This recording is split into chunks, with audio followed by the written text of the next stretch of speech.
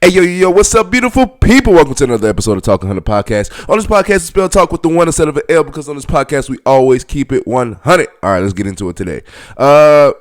Hey, I feel like it's deja vu because of what I'm about to say. And I'll tell y'all the reason why I feel like deja vu, but happy May. We are done with April. April showers bring May flowers. Okay, so it's still raining like a motherfucker though right now. So we still got them showers coming in, bringing those flowers. But happy May. It's a lot of things that goes on in May. Cinco de Mayo. That's on Monday. I want to say Mother's Day is this month. Playoffs are getting heavy for both NBA and hockey. Man, there's a lot going on. This weekend is the weekend of boxing, man. It was a boxing match last night. Ryan Garcia fighting. Canelo fights tonight. There's another boxing match on tomorrow, man. It's boxing weekend galore, okay? But yeah, the reason I say it's deja vu when I say happy May because it's been well over a year I've been doing the podcast Ta1k. Okay, thank you to everybody who's tuning in and is watching. But yeah, it's been well over a year because I remember in episode 2, I want to say it was episode 2, I was sitting in the same spot saying happy May, and that was a year ago. So we're a year in, a year strong, and we keep moving and we keep pushing. Okay, so like I said, deja vu. I'm happy to doing this podcast and doing what I do all the time. So it's been a fun journey, a real fun journey. Okay. Yeah, like I said, there's a lot of stuff to do in May. Cinco de Mayo is around the corner. I'm not Mexican myself, but I definitely celebrate with y'all. Okay, get my tequila shots going, get my tacos going. Okay, I have it all lit. You feel me? Okay, and I celebrate with y'all. Okay, I celebrate Cinco de Mayo more than I probably celebrate 4th of July. I'm not gonna lie to you. Not more than Juneteenth. I can't wait for Juneteenth though, but Cinco de Mayo is right there. Okay.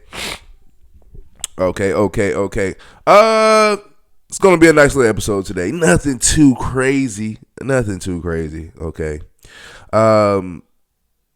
First thing I'm gonna get into is start of WNBA season. Okay, it's here. That's why you see me with one of the greats in the league, A'ja Wilson in the league. We saw the number 1 overall pick, Paige, play yesterday. I gotta see if they won that game. I'm not gonna lie to you. I was more focusing on the Houston and Warriors game, which I will get more into that, and focusing on WWE SmackDown.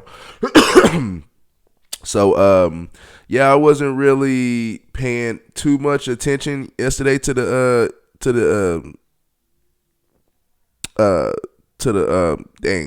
Dallas game last night, which they played. Ironically, they paid Las Vegas. Look at it. Okay, so Aces won. Okay, got the right jersey on today. Aces beat the Dallas Wings in the preseason. This is the preseason, by the way. Let's calm down. But this is still the start of the season. But preseason going on. Aces beat the Wings last night. This is Paige Becker's first game as a pro. Okay, nothing too crazy. Today, I want to say Indiana Fever are playing today, if I'm not mistaken. They're playing Washington, so it'll be a good game to watch. Okay. But congratulations to Paige on playing your first game as a pro. Okay. You got plenty more coming your way, ma'am. Plenty more coming your way. I want to see the full thing, but it won't let me. Plenty more coming your way. I can't wait to see what happens. It's going to be one hell of a season. I feel like Paige Beckers is in the league.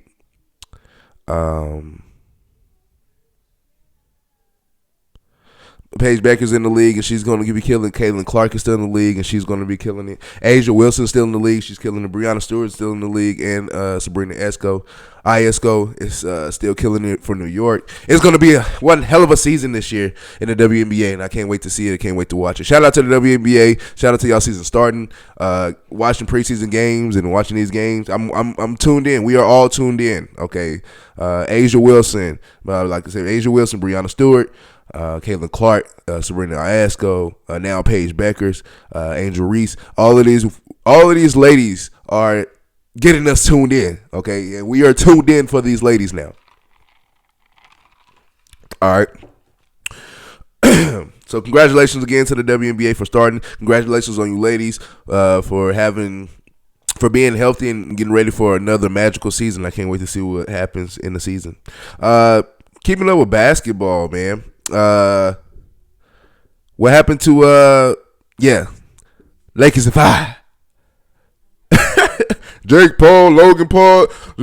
Yeah, Lakers in 5. You know what? Technically, it was, right? Lakers in 5. Just going home in 5. What happened, man? Yo, look, I'm going to tell you right now. I'm not a Lakers fan at all. I've never been really too much of a big Bron fan, okay? I respect Bron, and I love what he's doing. I respect his aura. I respect his kingdom that he's built within, his family, his peoples with him, his wealth going on. I respect him a lot, but like being a Boston Celtics fan, this man always kind of continuously put us out. So forget LeBron and forget the Lakers. But me not being a Lakers fan or a LeBron fan, I'm going to tell you right now, Lakers fans, I'm sorry, man. After watching that series, especially that last game in Game 5, Austin Reeves got to go.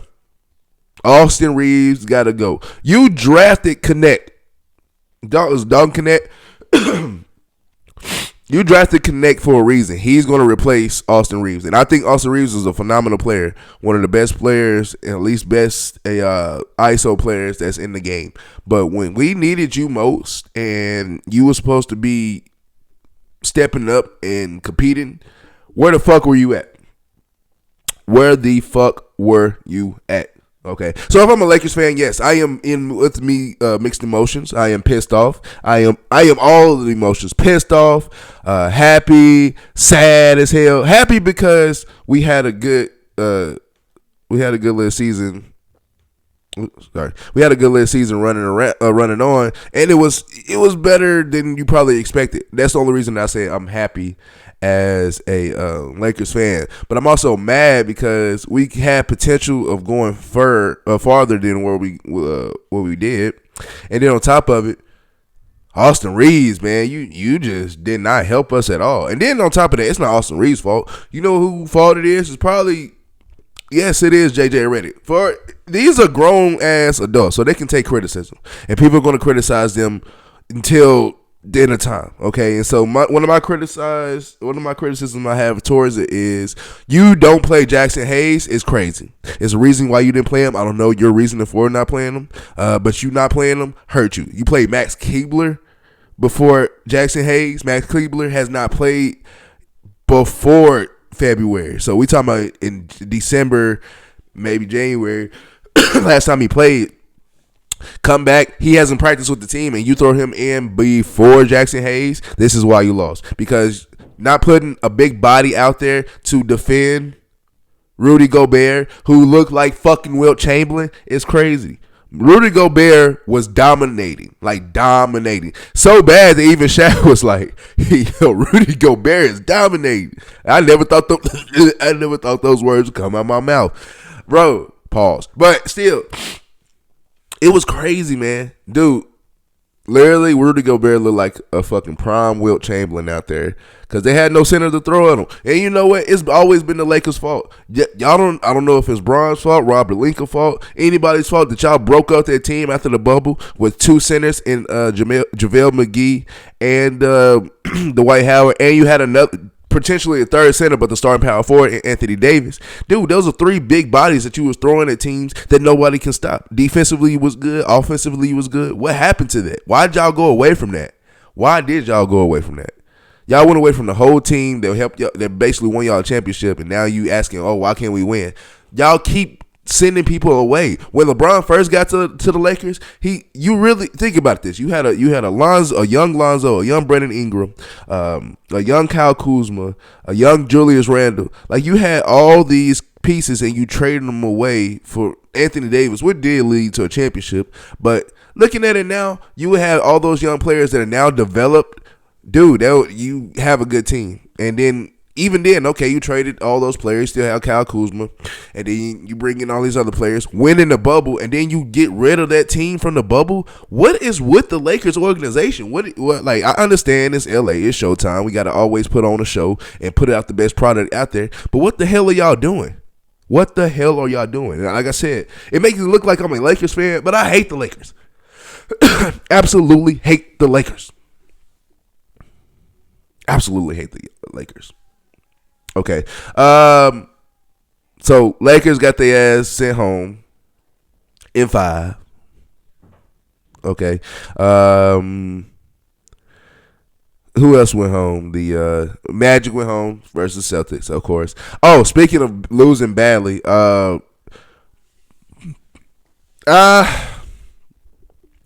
had time to think about this. So it's been 2 days, I say.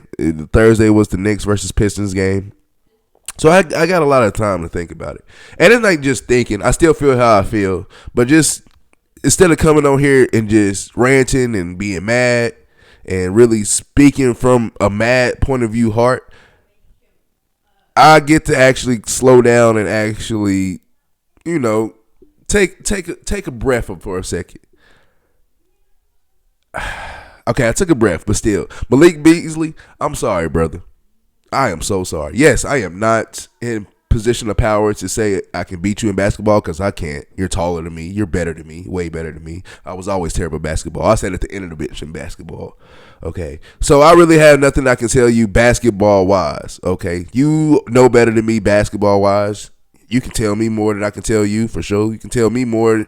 You can tell anybody, a lot of more people than you know, because you're on that level of professional basketball that you deserve their respect. But I'm going to let you know right now. Sorry, brother. If I was on that Pistons squad, we have to see the ones. We would have to run the fade, see the ones, because what the fuck was that, Malik Beasley? Dude, okay, so look, first of all, which Thompson twins is on the Pistons? Ashur Thompson? Definitely. The Thompson twins are great defenders, but that last possession on Jalen Brunson, Jesus Christ, had you on fucking skates. Okay, so bam, skates, right? Not only that, you fast forward and then, okay, so Jalen Brunson hits a 3. All right, cool. You have a chance as the Pistons to tie up the game. Now, perfectly played drone up, and then not only drone up, Cade Cunningham gets the ball, passes to Malik Beasley. Malik Beasley must have been really looking at the rim before he caught the ball, because he just fumbled the ball out of bounds. You fumbled the game away. Okay, I'm pissed off. Okay, but not only because the Knicks won. I'm happy that we're going to see the Knicks. I want to see the best teams in the playoffs, honestly. And I think the Knicks are better than the Pistons. But the fact that you did not give your team a chance, bro. And Cade Cunningham, I do blame you, brother, because yes, that was the right pass to do. You should do that. You should make that pass 1,000 times out of 10. But you are the best player on that team. Take that shot. Fuck it. Just take it. Because I'd rather him take the shot than anything. But you made the best pass and he just fumbled the ball.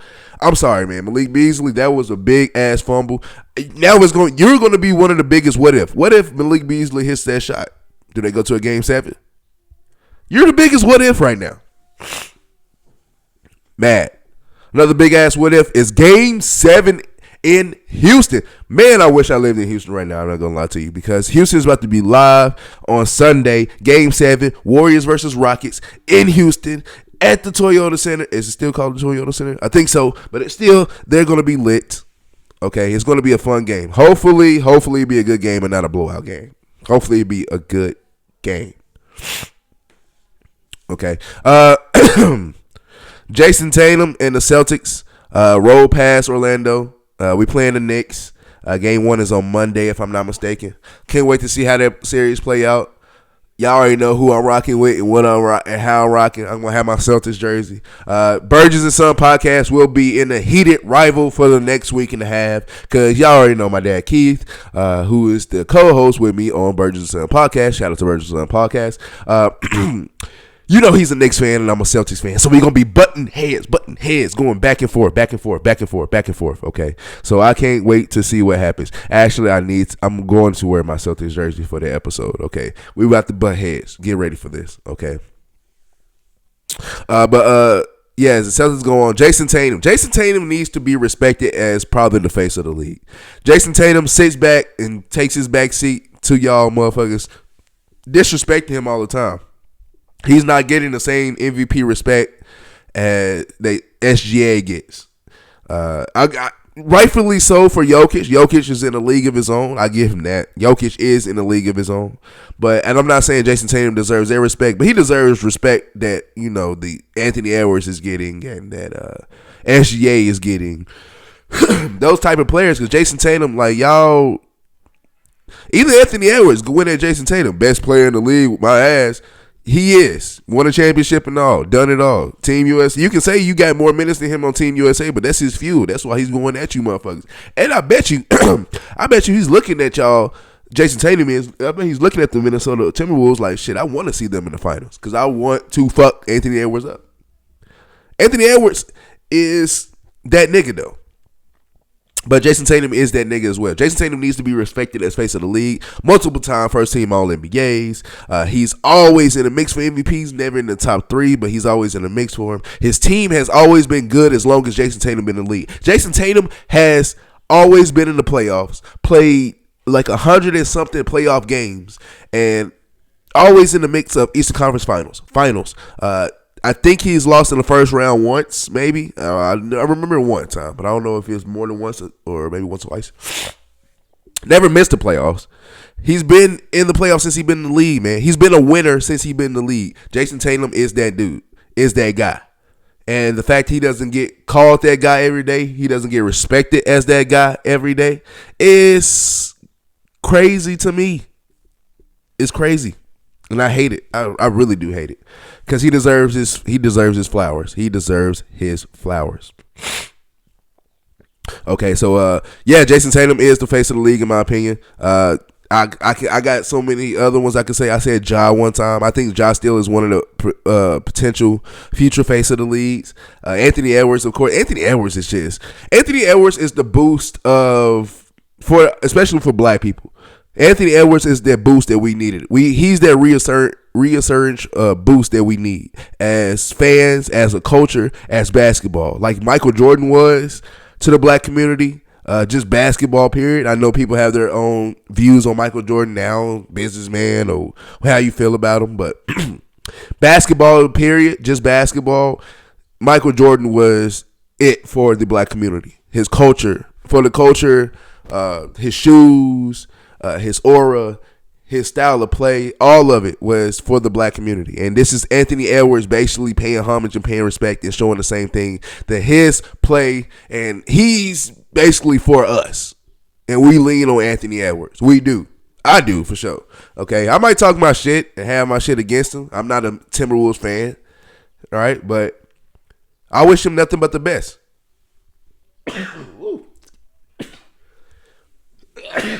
Woo! Excuse me. Yeah, you see those April showers bringing in the sneezing and the Mayflowers and the pollen. Okay, but yeah, man. Shout out to Anthony Edwards. Shout out to Jayson Tatum. Two face of the leagues, I say for sure. Still put Ja in there. Still put Luka in there. Jokic, of course, is the face of the league. He's just a silent face of the league, just like kind of Jayson Tatum is. But yeah, man. Anthony Edwards is for the culture and for the black culture. And happy to see what happens next. Speaking of black culture, man, let's talk about the draft for a second. I talked about it a little bit last week, but the fall of Shedeur needs to be studied in the draft. Okay? Now, I just said that Anthony Edwards is for the black people. He's the resurgence of black people and black culture for the basketball. But also that person that did that for football was Deion Primetime Sanders. And now his sons are going to the league. Okay, bullshit of what happened to his sons. One getting undrafted and one falling to the 5th round in the draft. There's so much you can unfold, okay? Do I agree with the quarterbacks taking ahead of Shedeur other than Cam Ward? No. Do I see some of the team's reasoning for picking those quarterbacks that they pick? I see the reasoning. But do I see any world that I see Shedeur going in the fifth round? No. Second round at worst, in my opinion. And he slid all the way to the fifth. Pittsburgh, I need an explanation. New York, I would say I need an explanation, but you pick Jackson Dart. It is what it is. In my opinion, this is why you're going to always be in rebuilding mode. You got good players and you let them go, and you miss on good players. So hopefully Malik Neighbors is good enough that he can play himself out of New York or play himself to a ring in New York. But New York is going to New York, Giants and Jets. So disappointed in all those organizations. Pittsburgh, New York, Vegas, shit. Even disappointed in even the Colts. Like Colts could have even took Shedeur in the high round. Actually, you know what? I actually thought the 49ers was going to fuck around and take Shedeur. If you put Shedeur in the 49ers offense, you don't want to pay Brock Purdy. So if you want to put Shedeur there, I think Shedeur can come in and as a rookie in Kyle Shanahan's offense, help run that offense. Y'all want to say discredit Brock Purdy and say, oh, any quarterback can put in their offense and they succeed. Well, put Shedeur in their offense and they would have succeeded. So disappointed in the 49ers. I'm disappointed in all these organizations. Atlanta. And the only reason I'm disappointed in Atlanta because of the prank call that was made to Shedeur during the draft. Okay. The prank call was bullshit. It was bullshit. If that was a black kid or any other kid other than white kid pranking another black athlete or pranking a white athlete, pranking any type of athlete, it would be more than just fines for the organization and just fines for that coach. That coach would probably get fired, look that bad, blackballed out of the league. But it is what it is. I hate playing the race wars because it's bigger than that. But at the same time, I get it. I see it. I'm not blind to it. But at the same time, man, it sucks, man. Prank call was some bullshit. I wish we can do better. But it is what it is. It is what it is. So I don't got really much to say about it. It's just a prank call with some bullshit. If it was the roles were reversed, we would be talking way different than what we're talking now. But it is what it is, like I said. Okay. And then this is another theory I have for the fall of Shedeur in the draft. My second theory I have for this, shout out to King Dunlap. He's on the Raw Room podcast with Darren Bates and all those other cats on there. Shout out to y'all and y'all podcast. Love what y'all do. I watch y'all all the time. Even he said that he said one good thing about, or one thing that was true about the fall of Shedeur in the draft was this is really bigger than him. This is a shot at your dad, Deion. And when Deion came into the league, he was already confident. He had the swag. He had everything that you want in a player, and far as a person, period, your mentality to be confident in who you are. And not only was he confident, he came in and he showed you why I'm confident. He showed you I'm great. Why am I great? This is why I'm great. I told you I'm great. This is why I'm great. And so,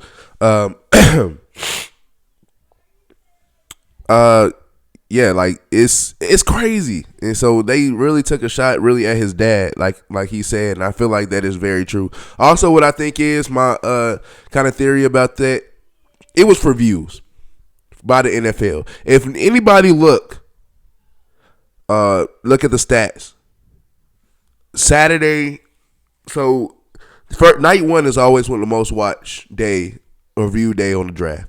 Night two, people were somewhat watching. It was still higher than any other night too because we were still watching for Shedeur. Day 3 of the draft was the most viewed day 3 since televised. Most viewed day 3 of the draft in the draft history. Most viewed. Why? Because we was watching for Shedeur. We was trying to see where Shedeur was going to go. You made us wait and watch, and that's why it's on view. That's why I feel like they waited that long. They want to say, oh, we took him. The owners told us to take him off our board. That's a lie because Cleveland would have never took him.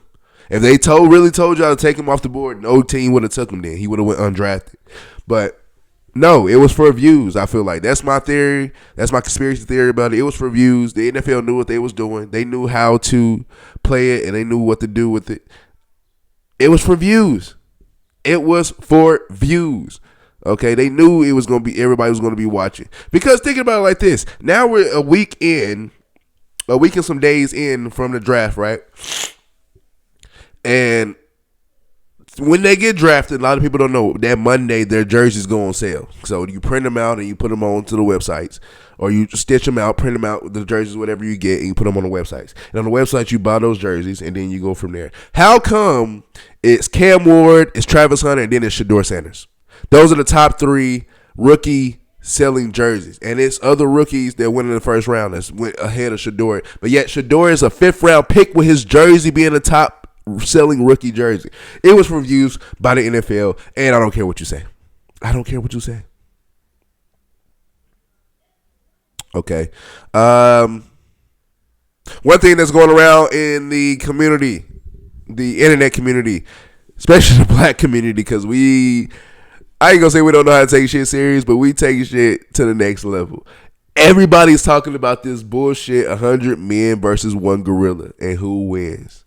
Yes, I'm going to weigh in on this. Okay, first of all, I'm going to tell y'all right now.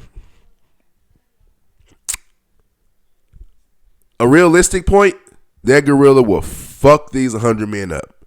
The first 10 men, he's just going to sit on your ass, rip you apart. You got to think about it. This is a mad gorilla looking at 100 people. He thinking that y'all trying to kill me. So I got to protect myself.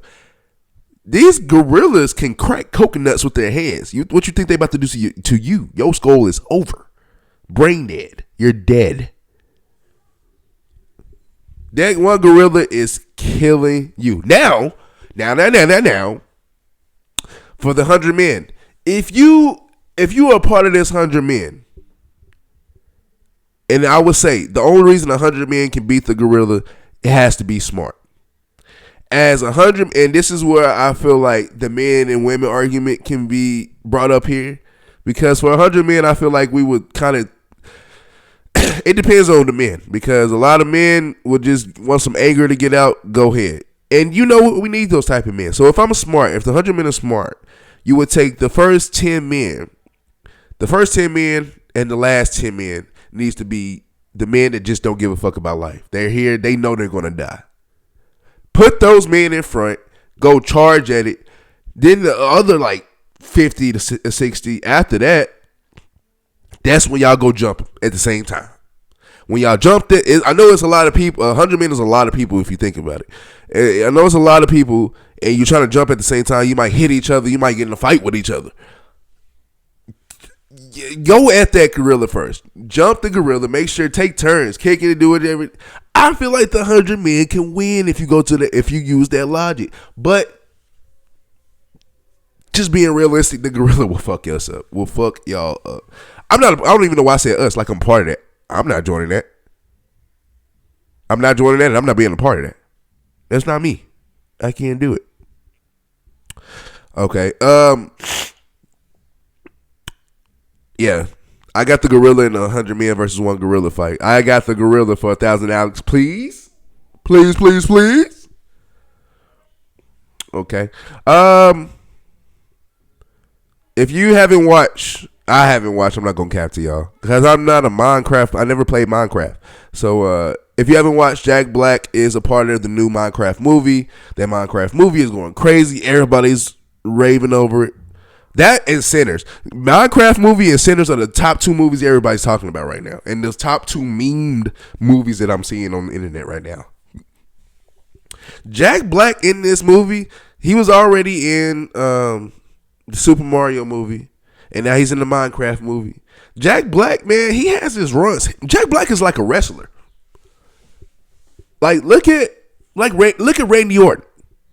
First started off, he was good, getting his matches, young buck in the league, in the industry, doing what he need to do, fan favorite, everybody's loving him. You fast forward 10 years, still in the league, or still in the WWE. You still doing your thing. People still love you. Now you got a name for yourself. You got a little clout. Now people definitely, RKO from RKO out of nowhere. Doing you, hitting you. And now look at fast forward 20 plus years later, he is still doing it. He's still one of the most loved superstars on the roster. This is Jack Black. Jack Black is having a wrestler's run. When he first started off, he was in those little movies, little TV shows. He got you to love him. Okay, School of Rock, love it. Kung Fu Panda, love it. Back then, fast forward in the middle of his career, he was still getting those roles and playing those comedy sketches and doing this.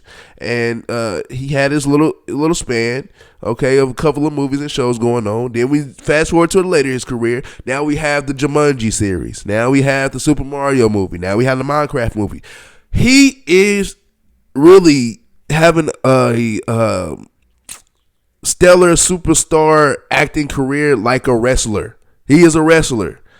And that is cool to see for him. I'm happy for him. I'm very much happy for Jack Black. I think Jack Black deserves it. Nobody other than Jack Black deserves this. Okay. Congratulations to Jack Black, man. That dude has been around for a long time, man. He's been a part of a lot of kids' childhood. Mine's, of course. My kids love Kung Fu Panda. I loved Kung Fu Panda when it came out. School of Rock. I love School of Rock when it came out. Okay, it's a lot of movies that Jack Black played in that was a part of childhoods, and he's a part of a lot of our childhoods. And I appreciate Jack Black. Jack Black, you deserve your flowers, brother, while you're alive. Okay. So yeah, like I said, he's having a run like a wrestler. Speaking of runs like a wrestler, I know a lot of people don't know, and I'm not gonna just say I'm saying his name to get some clout. You can say what you want. Everybody gonna have their opinion about it. If you haven't heard already, the up and coming wrestler Tommy Invincible. I just came across him on Instagram about like a month ago. That dude is amazing.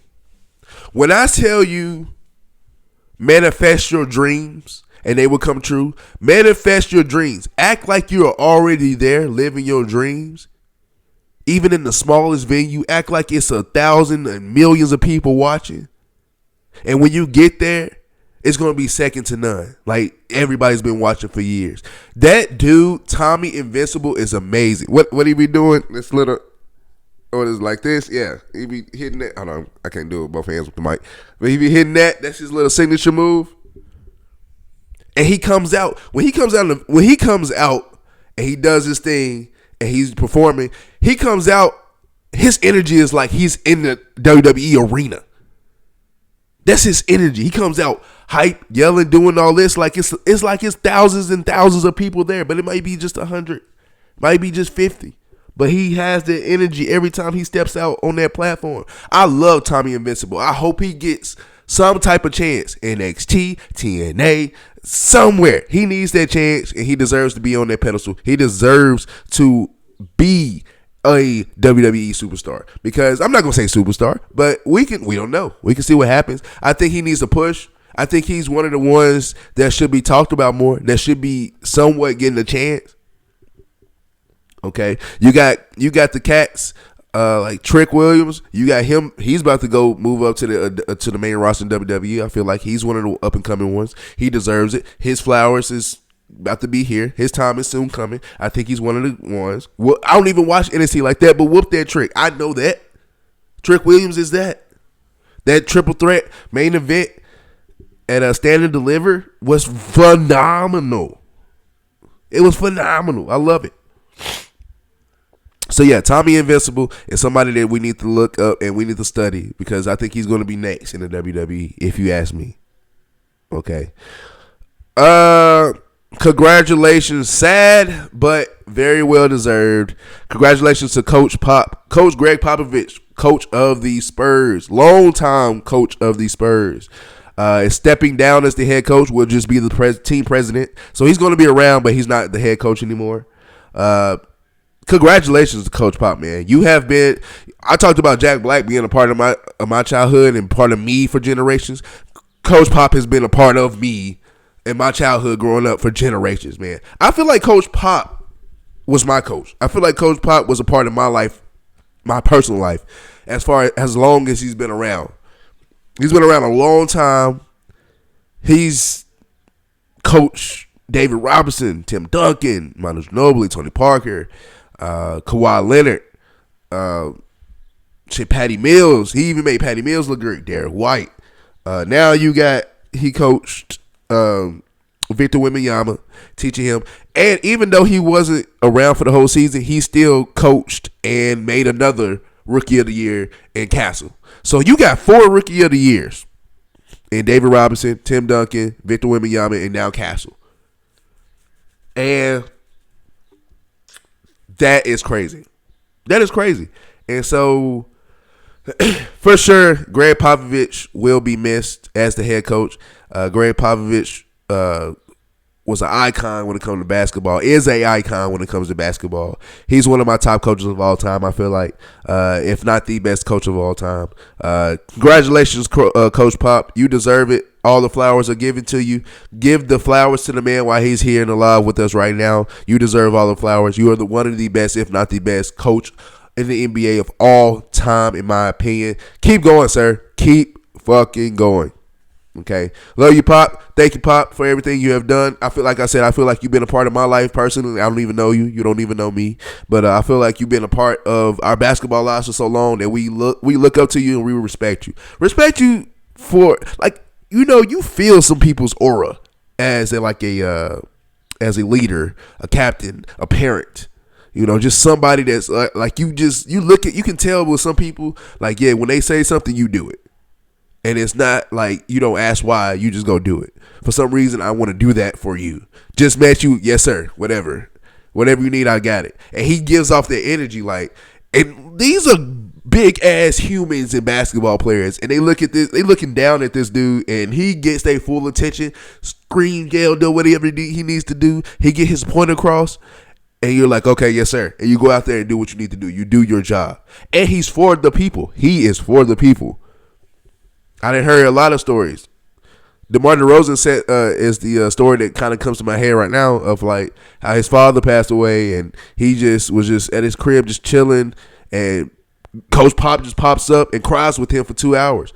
No, I'm not gonna say no other coach does that, but it takes a special coach to do that. A special coach. You're in a professional league. Not only do you coach grown men, you have grown men tendencies of your own. You have a wife, you have kids, you have stuff that you need. You have stuff that you need to prioritize outside of basketball, and yet you take your time away from that to go be with a player to make sure he's okay. That is phenomenal of Coach Pop. Coach Pop is for the people, and I love Coach Pop. Congratulations to Coach Pop. I can't wait to see what happens next for you, brother. Okay. Like I said, boxing this weekend. We saw Ryan Garcia fight last night. We got Canelo fight tonight. I forgot who fights tomorrow. Canelo is going to win this fight tonight. Who you guys got in the boxing matches this weekend? Who you think is going to win these boxing matches? Who is winning Game 7? Nuggets or Clips? Nuggets or Clips? Go ahead and answer that. Let me see in the comment section. Okay. Thank you guys for watching so much. Another episode in the books. Episode 52. Episode 52, 1952. That was the birth of my grandmother. Hey, okay. And her birthday passed in April. So, hey, shout out to my grandma. Shout out to Grandma, G-Baby, Rubydale Kitten, / Bernard. You already know who you are. Episode 52. This is for you, baby. I love you. Okay. To everybody else out there, thank you guys for watching so much. You already know who I am. I'm Zay for Life, and Zay for Life is out.